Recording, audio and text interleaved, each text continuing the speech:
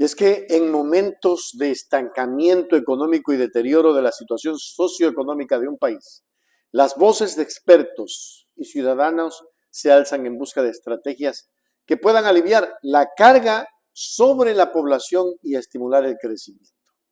Este es el caso de uno de estos hombres que conoce mucho de economía y dice que el IVA hay que bajarlo.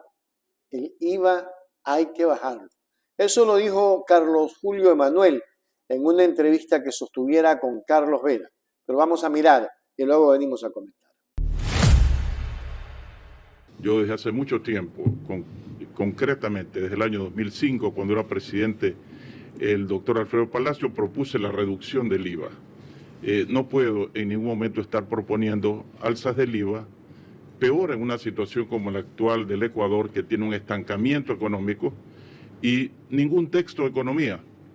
Aquí van a ver algunos economistas en este programa. Ningún texto de economía recomienda que se suban los impuestos cuando hay un estancamiento económico, un deterioro de la situación económico-social del país, pobreza, desempleo, subempleo.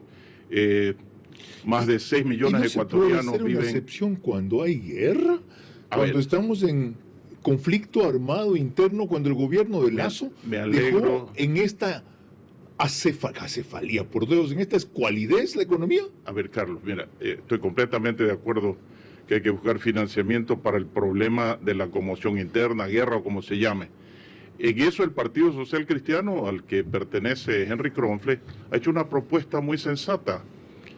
3,25% de contribución anual sobre las utilidades de las empresas que producen 540 millones de dólares por año. En 2 años, 1.080. ¿Cuánto dice el ministro de Finanzas que es el problema de la guerra? 1.020 millones, entonces está cubierto.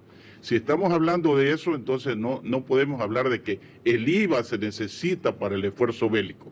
El problema es otro, que también lo señaló Henry, que antes de que se decretara este estado de excepción, conmoción bélica interna, antes ya Ecuador tiene pues una conmoción económica producto de malos manejos de los 2 últimos gobiernos. Correcto. Y los economistas que asesoraron esos gobiernos deberían hacerse cargo también de esos resultados. Qué clarito, qué clarito.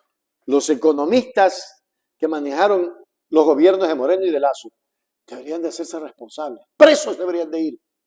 Es un consenso generalizado entre economistas que aumentar los impuestos bajo estas condiciones puede profundizar la crisis, limitando aún más el consumo y la inversión.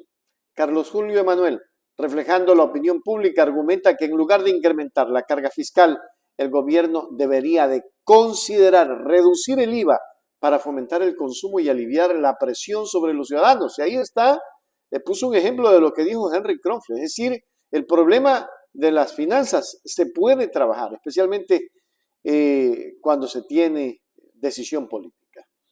Los ciudadanos, especialmente aquellos más afectados por la pobreza y el desempleo, están en la indefensión.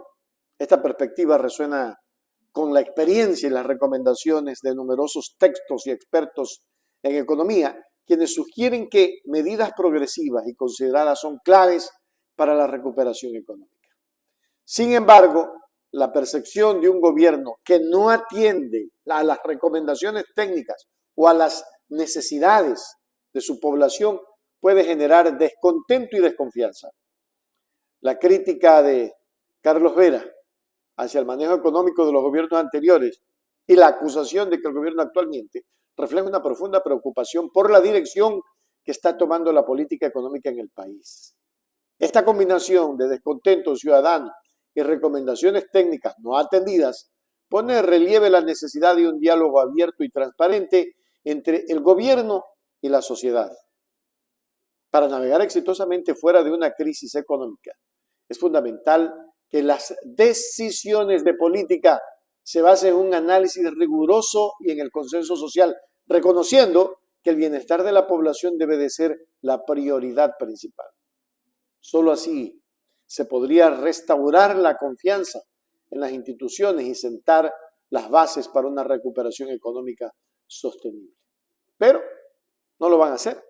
Y no lo van a hacer por los caprichos, porque esto ya no parece política, se parece más un manejo de caprichos frente a los problemas existentes en la actualidad.